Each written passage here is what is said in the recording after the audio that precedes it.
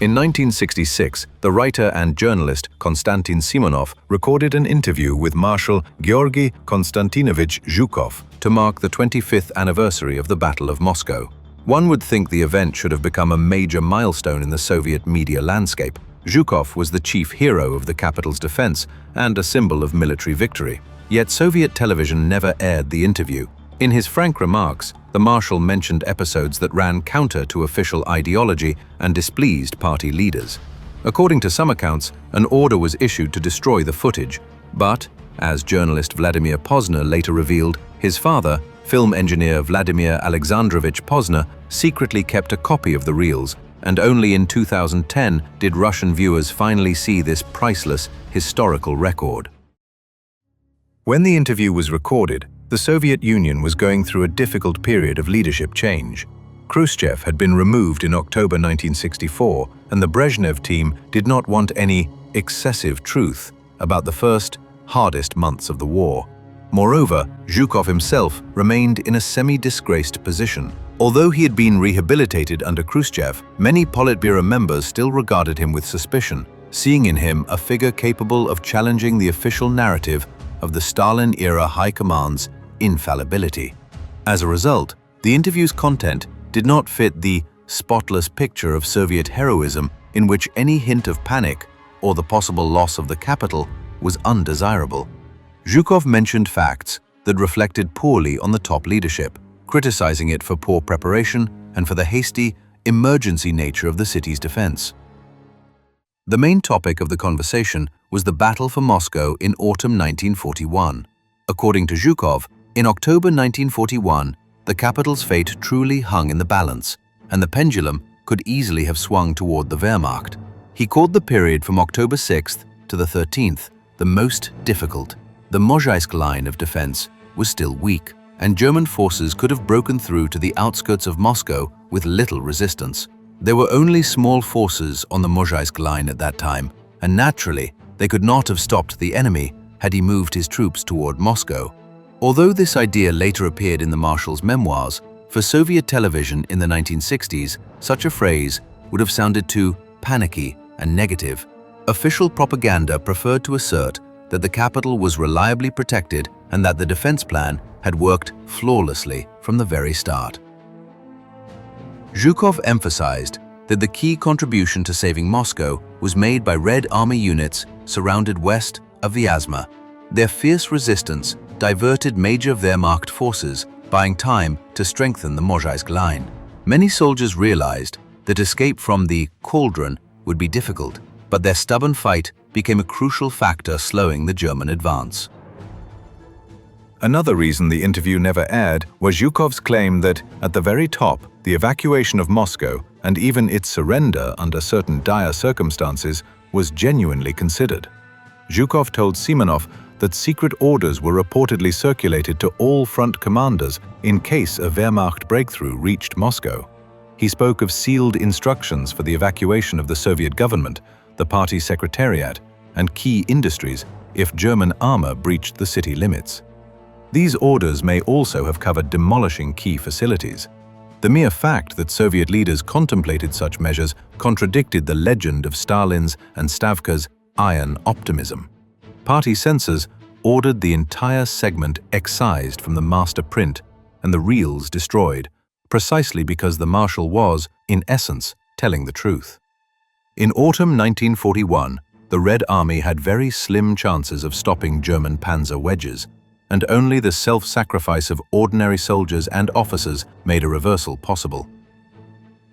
A separate flashpoint was Zhukov's mention of commanders repressed in the 1930s, Tukhachevsky, Blücher, Yegorov. He stated that on the eve of the war, the Red Army lost many talented officers, which hurt its combat readiness. These names were taboo. Neither under Stalin nor his successors was it acceptable to mention them. Zhukov also touched on the People's Militia.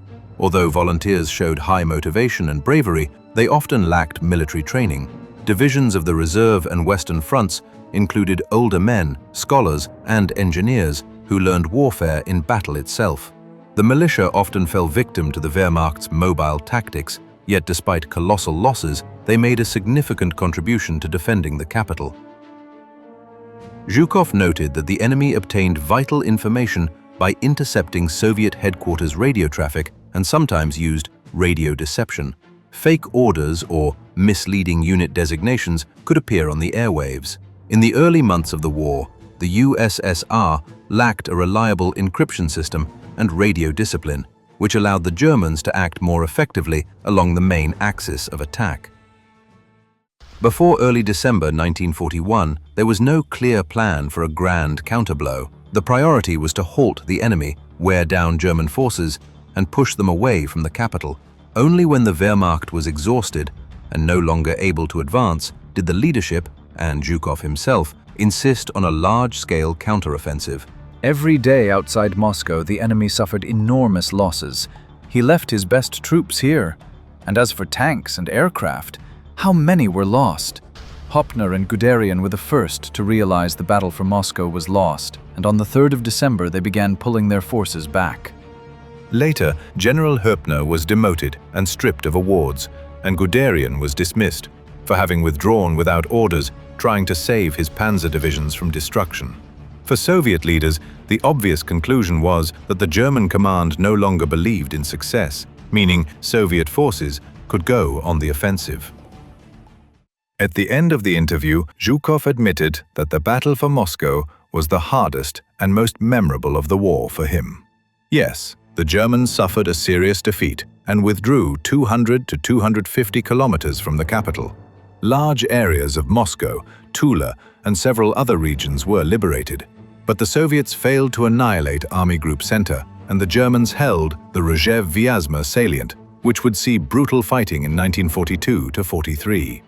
Thus, an unconditional victory near Moscow was not achieved, yet the strategic initiative was gradually passing to the Red Army. Still, Zhukov added, this does not change the fact that the Soviet Union faced a genuine catastrophe in October, when the government and party organs were almost ready to evacuate. From the viewpoint of party ideologues, this interview contradicted the monolithic story of Soviet steadfastness and absolute faith in victory. It was also undesirable to mention Tukhachevsky and other repressed commanders. The film was therefore slated for destruction, but the hidden copy survived in the Posner family archive. When Russia's Channel 1 finally aired the footage on 4th May 2010, viewers flooded forums and call-in shows, describing it as a punch to the stomach and the most honest 10 minutes ever shown on state television. For many, it was a revelation to hear a living, authoritative participant describe the tragic nuances of the war's early months.